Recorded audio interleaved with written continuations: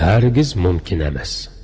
Agar mumkin deb turib shundoq bir ishni faraz qilsak, agar bir odamning o'lib qolgan bir qushni ko'z oldimizda tirildirganini ko'rsak, nihoyatda hayron qolgan, ko'zimizga ishonmagan va bu ishni ta o'lguncha unutolmagan bo'lardik.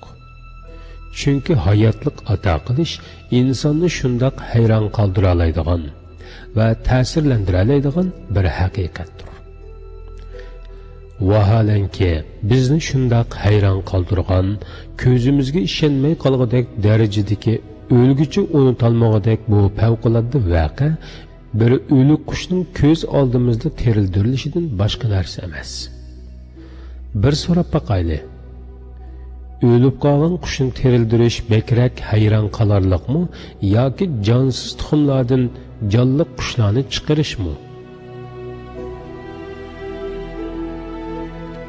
O'lib qolgan qushni terildirish bekrak hayron qolarliqmi yoki manidan iborat suv tomchilaridan hayotlik egisi bo'lgan jonliqlarni yaratishmi?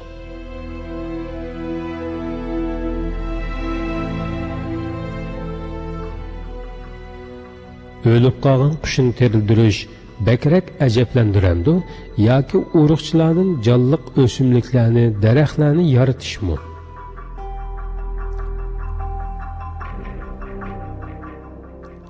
Nima uchun Alloh to'g'riliq buncha jiddiylashmaymiz? Nimishqa uncha hayron qolmaymiz?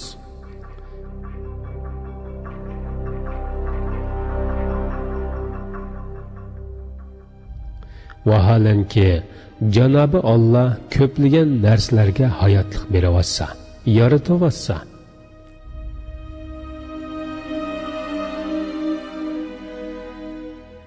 masalan, ko'z oldimizda ko'rayotgan hayotlikqa eng qarshi bo'lgan jonliqlardan hayotlik purkayotgan jonliqlar to'lib toshmoqda.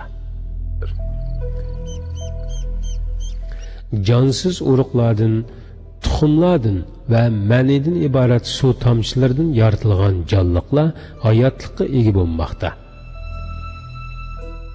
Hatto ba'zilarining ruhlari bor.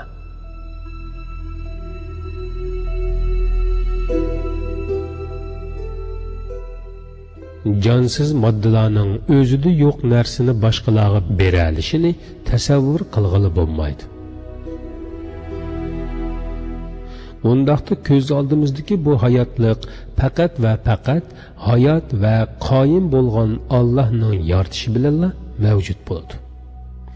Demak, Allohning borligi va birligiga bo'lgan eng cho'ng dalillarning biri hayotlik ato qilish haqiqatidir. Endi biz Allohning borligini inkor qilgan kishilardan shuni so'rab boqayli. Tuxum, doncha, urug'lar va spermadan iborat jonsiz narsalardan jonliq narsalarni yaratgan kim? Va bu moddalardan hayotlikni taratgan kim? Bu hikmatlik boshqarishni Allohdan boshqa kim tasarruf qila oladi?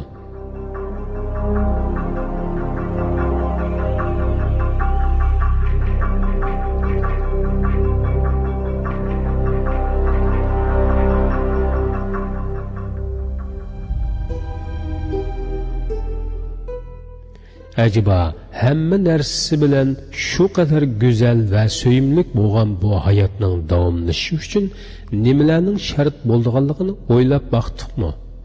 Shaksizki, hayotlikning davomlashishi uchun minglarcha omillarning bir yerga kelmagi lozim. Agar u narsalardan birasi kam yoki ortiq bo'lganida hayotlik to'salg'iga uchraydi. Palach holga tushib qoladi. Masalan, issiqlik bilan sovuqlikning tangpongligi kichikkina egizpas bo'ladi ekan, hamma narsa yo'q bo'ladi. Jonliqlarning hayotini davomlashtira olishi uchun moddalarni shundoq tangshash kerakki, havoning issiqligi 60 gradusdan eshib ketsa, jonliqlar uchun o'lim qo'ng'irog'ining chilinishi demakdir. Yashashning yana bir muhim shartlaridan biri havo bo'shlig'ining yashashga loyiq shaklda yaratilishidir. Bugun bilib turibdimizki, gazlarning bir yerga to'planish ehtimoli hisoblar raqamiga to'shmog'idek darajada kichikdir.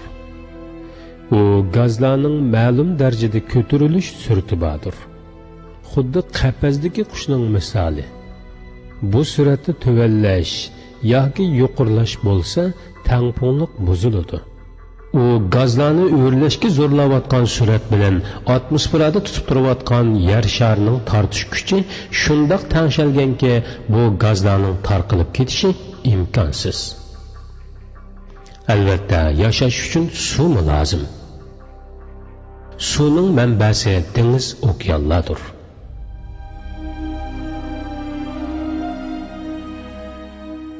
Dünyada her bir sekundda 16 milyon tonna suv parga aylanib, shamol orqali 4 tarafga tarqaladi.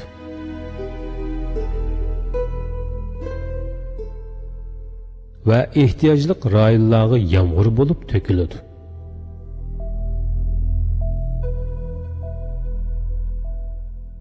Hayotlikning davom qilishi uchun keyin yana parga aylanib ko'kka ko'tariladi. Shunchalar suvni parga aylantirish uchun 300 ming milliard karra milliard kaloriya issiqlik lozim bo'ladi.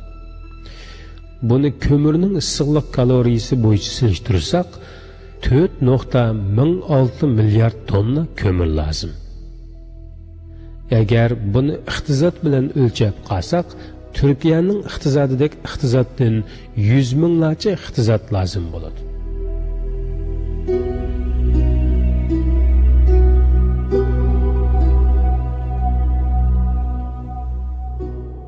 Mana endi hayotlikning davom qilishi uchun boshqa barliq sabablar hozir bo'lgan taqdirdami, bu issiqlik, havo bo'shlig'idagi tangpunliq va suv ta'minotiga bo'lgan ehtiyojga kimlarning kuchi yetar edi?